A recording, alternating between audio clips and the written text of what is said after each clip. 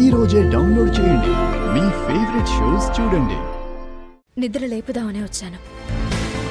బాగా అలసిపోయి పడుకున్నావు కదా అని నిద్ర లేపలేదు. వెళ్ళి ఫ్రెష్ అవ్వు, టిఫిన్ చేద్దాం. సరే మేడం, నన్ను మీ ఇంటికి తీసుకొచ్చుకున్నందుకు thank you so much madam.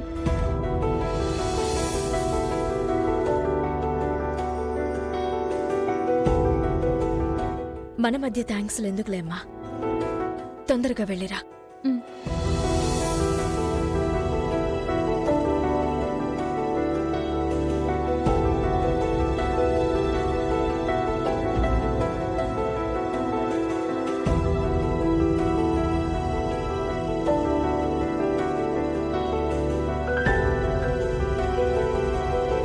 అదృష్టం కొద్దీ శ్రీకర్కి ఏం కాలేదు.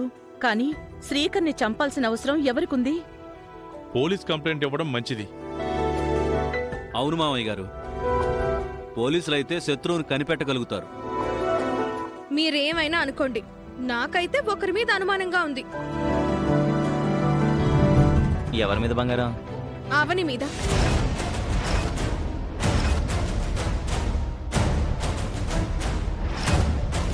అవనిని ఎలా అనుమానించగలుగుతున్నావు? తాళిని అడ్డం పెట్టుకుని నీకు పెళ్లి జరగకుండా చేస్తుంది. అవనిని అన్యాయంగా అనుమానిస్తే కళ్ళు పేలిపోతాయి, కాళ్ళు పడిపోతాయి. ఆధారం లేకుండా నేను మాట్లాడను. నీ దగ్గర ఏం ఆధారం ఉందమ్మా? నిన్న రాత్రి శ్రీకర్ అవని దగ్గరికి వెళ్లి తాళిచ్చేయమని అడిగితే తాళిని తీసేస్తే నీకే ప్రమాదమని శ్రీకర్తో చెప్పి పంపించింది కదా. ఆ విషయం శ్రీకరే మనతో చెప్పాడు. అవని అన్నది నిజమని నిరూపించడానికి తనే శ్రీకర్ మీద స్కెచ్ వేసుంటుంది. అందులో అనుమానమే లేదు. వద్దమ్మా, దయచేసి అలా మాట్లాడొద్దు. ఎంతటి కష్టమైనా తను భరిస్తుంది, కానీ ఎదుటివారికి హాని తలపెట్టాలనుకోదు. అవని బయటకో రకం, లోపలో రకం నాన్నా. అందరి ముందు చెప్పేదొకటి, చేసేదొకటి. నిహారిక అనుమానించింది నిజమనిపిస్తోందండి. తాళి లేకపోతే శ్రీకర్కి అడుగడుగునా ప్రమాదం పొంచి ఉంటుందని నమ్మించడానికి దొంగని ఏర్పాటు చేసి మంగళసూత్రం పోయేలా చేసింది. అలాగే గన్ షూటర్ని కూడా అరేంజ్ చేసింది. కరెక్ట్ అత్తయ్య, మీరు సింక్లాకొచ్చారు. అమ్మా, అవనికి నా మీద కోపం ఉండొచ్చు కానీ నన్ను చంపాలన్నంత శత్రుత్వం ఉండదమ్మా. రేయ్, నువ్విలా అమాయకంగా ఉండబట్టే ఆ అమ్మగారు అలా ఆటలాడుతున్నారు. అవనిని నువ్వింకా నమ్మడంలో అర్థం లేదు శ్రీకర్. మనం తనకి ఎంత అవకాశం ఇచ్చాం, అయినా మనల్ని గౌరవించిందా? నిజంగా తను నా మీద అటాక్ చేయించేంత దూరం వెళ్తుందా? అలాంటి ఆలోచన చేయగలుగుతుందా? ఇది నమ్మాల్సిన విషయమేనా? విడాకుల విషయం ఇప్పటి వరకు తేల్చడం లేదు. ఏమన్నా అంటే నిందలను తుడిచెయ్యండి, తప్పంతా మీదేనని ఒప్పుకోండి అని అంటుంది. రేయ్, తను పెద్ద గేమ్ ప్లేయర్ రా బాబు. రేయ్, తొందరపడకండి. అవని మీద మరో నిందన వేయకండి. శ్రీకర్ మీద అటాక్ చేసింది ఎవరో అజ్ఞాత శత్రువు అయి ఉంటారు.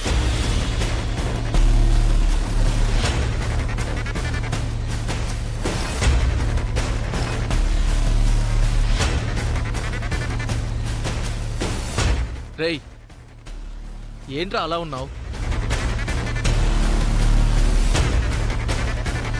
ఫోన్ చేస్తే ఫోన్లో కూడా సరిగ్గా మాట్లాడలేదు. ఏమైందో చెప్పు రాహుల్. ఆ శ్రీకర్ గురించి నీకంతా చెప్పాను కదరా. అవును, నీకు మాయకు మధ్య వాడే అడ్డంగా ఉన్నాడని చెప్పావు కదా. అందుకే వాడి అడ్డం తప్పించుకుందామని వాడిని టార్గెట్ చేశాను. గుడిలో వాడికి స్పాట్ పెట్టాను. స్పాట్ పెట్టడం అంటే చంపబోయావా? అవును. చంపేశావా? మరి మిస్ అయ్యాడు. రా బాబా.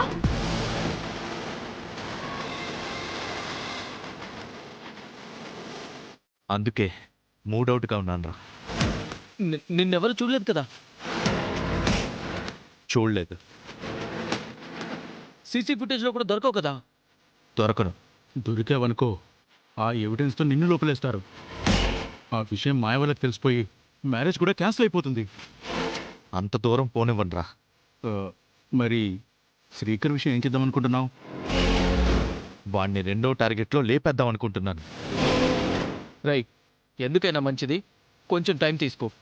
ఎందుకంటే శ్రీకర్ ఫ్యామిలీ మెంబర్స్ ఈ పాటికి అలర్ట్ అయిపోయి ఉంటారు.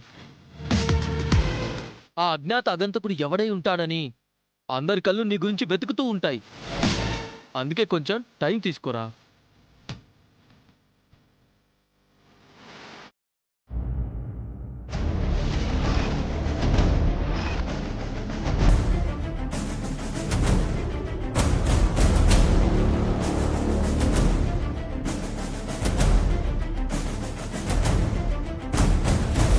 అర్చన, ఏంటండి? నీకెందుకు ఈ పనులన్నీ? ఇటివు. అలవాటున్న పనులేనండి. అయ్యుండొచ్చు, కానీ నువ్వు చేయకూడదు. చిన్న పిల్ల పనులు చేసేస్తుందని మీరేం అనుకోకండి. ఊరికే తిని కూర్చుంటే ఏమొస్తుంది? పొట్ట తప్ప. నేనేం ఫీల్ కాను, మీరేం ఫీల్ కాకండి. మనిద్దరం కలిసి పనులు చేసుకుందాం. నాకు ఊసిపోవాలి కదా. ఏంటలా చూస్తున్నారు? బామ్మలాగా ముదురు మాటలు మాట్లాడుతున్నాననా? మాటకారినని మీకు ముందే తెలుసు కదా. మీరు మీ పని చూసుకోండి.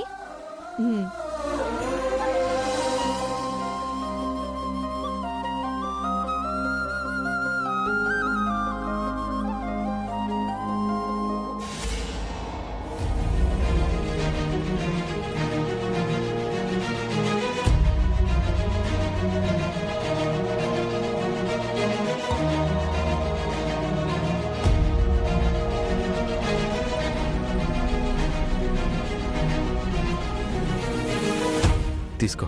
ఏంటవి? విడాకుల పేపర్స్. నువ్వు శ్రీకర్కి విడాకులు ఇచ్చేస్తే మేము శ్రీకర్కి వేరే పెళ్లి చేసుకుంటాం.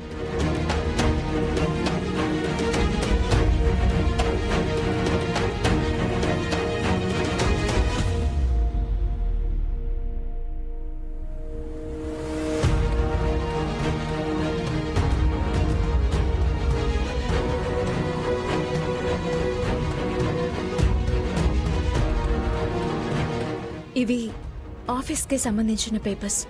వీటి గురించి పట్టించుకోవద్దు. విడాకులు కోరుతూ అప్పుడు మీ దగ్గరకు వచ్చి మాట్లాడారు. ఆ విషయం నాకు తెలుసు మేడం. శ్రీకర్ గారు కొన్ని విషయాల్లో ఎంతో మంచివారనిపిస్తారు, ఇటువంటి విషయాల్లో చెడ్డవారిలా కనిపిస్తారు. పెద్దవారంటే పంతాలకు పోయి ఇటువంటివి పట్టుకుని వచ్చుండొచ్చు. శ్రీకర్ సార్ అయితే వద్దనాలి కదా. ఒకసారేమో మీరు తనకు కావాలి అన్నట్టుగా ప్రవర్తిస్తారు, ఇంకోసారేమో మీరు తనకు అక్కర్లేదు అన్నట్టుగా ప్రవర్తిస్తారు. అమ్మ ప్రభావం అతని మీద ఉంది కదమ్మా, అందుకే అలా తయారయ్యాడు. అయితే మాత్రం తనకంటూ ఓ వ్యక్తిత్వం ఉండాలి కదా. భార్యాభర్తల మధ్యకి రాకూడని పేపర్స్ ఇవి. మంచి బంధాన్ని విడదీసే కాగితాలివి.